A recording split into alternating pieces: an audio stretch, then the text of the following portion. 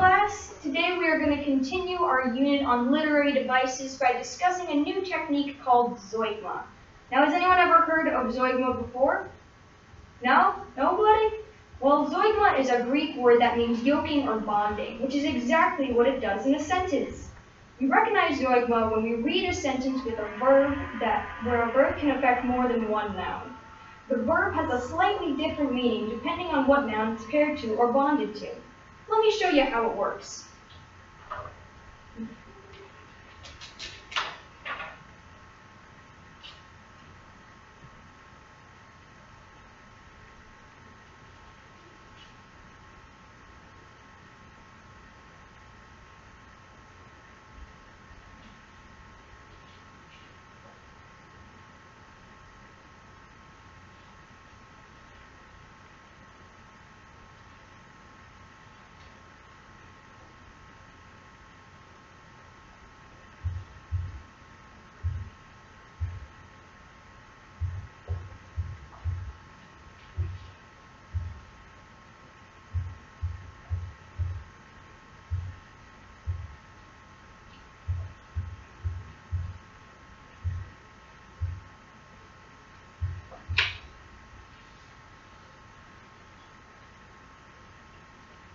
Here we have a sentence that's using zeugma. It reads, "She walked into the restaurant and into my life." Here is our verb. The verb is walked. I'm circling it right there. And here are the two nouns that are affected by the word, which are restaurant and life.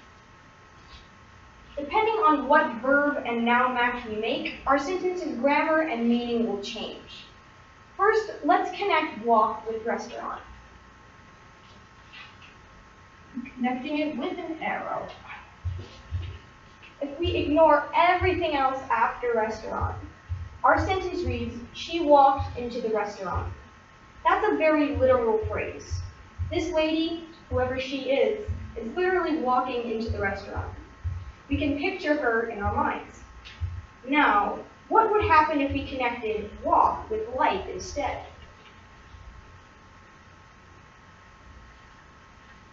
The meaning of the sentence has changed.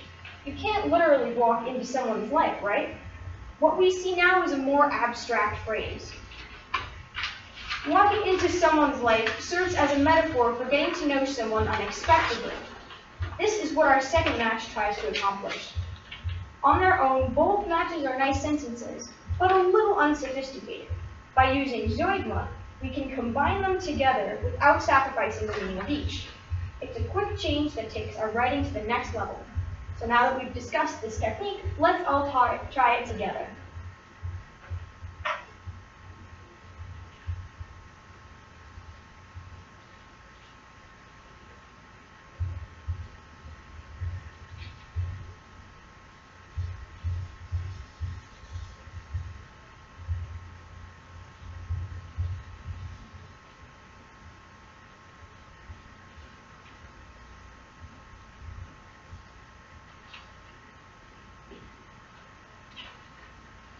Now I'm going to write a new sentence up on the board.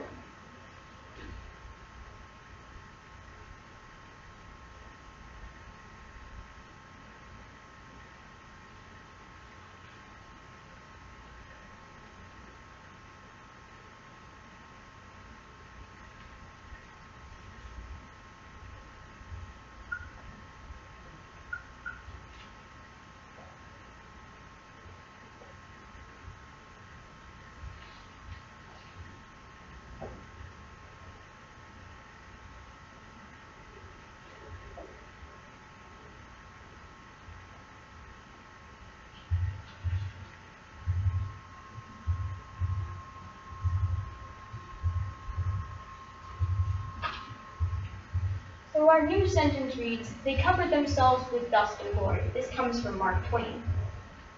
So let's break down the zeugma together step by step in the sentence. So who can tell me what I need to do first? Anybody? Yes. Find the verb. That's right. So what is my verb here in the sentence? Yep. Covered. That's right. Let's circle it right here.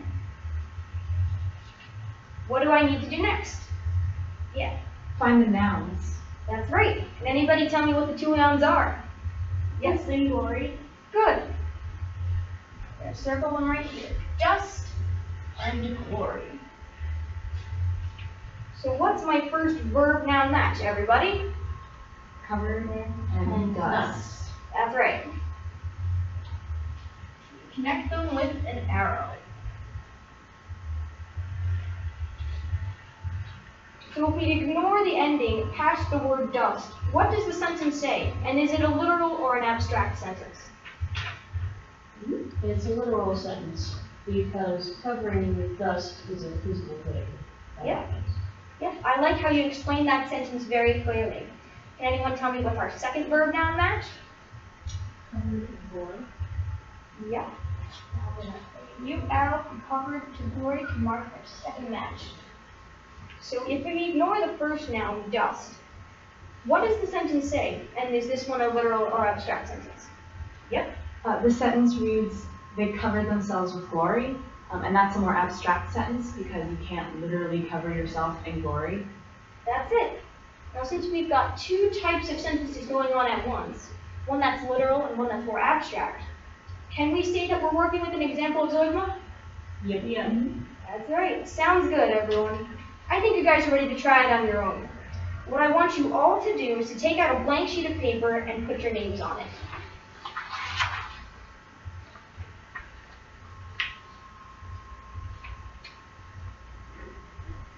I never got a blank sheet of paper. I'm sorry, I will get you one right now. There you go. Thank you. Everyone is on the same page and we can move ahead together. Great. Is everyone ready? Awesome. I want you all to brainstorm your own sentences that use Zoigma in them. For each one, I want you to mark up the sentence just like we did together now. That means you should mark the verb, the two nouns it affects, and draw arrows from the verb to each noun.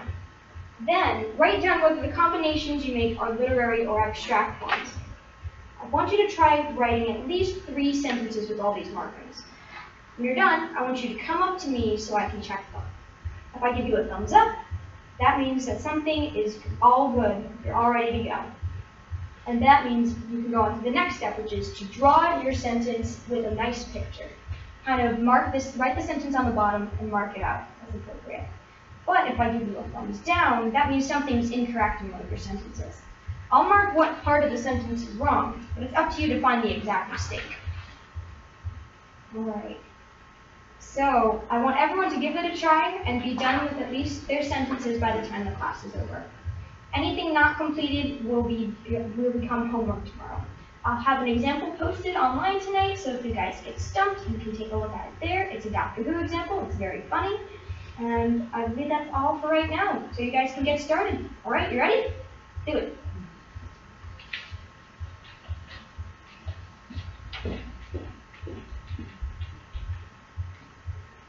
I'll come around and watch. And if anyone needs any help, just give me a high sign and let me know. I have my first sentence written if you want to check it. Oh, I'd love to see it. Oh, I have to mark it up. Wait, I'll just... That's okay. That's a very good start, though. Yeah, I like how you circled your verb and you marked your nouns and you made a good connection. Good. Keep going with that. Thank you.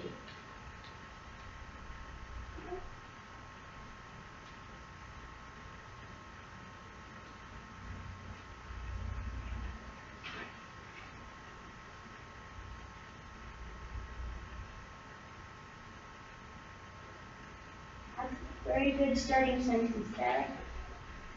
Yes. Okay, now what are you going to do next? Good, I like how you marked the verb there.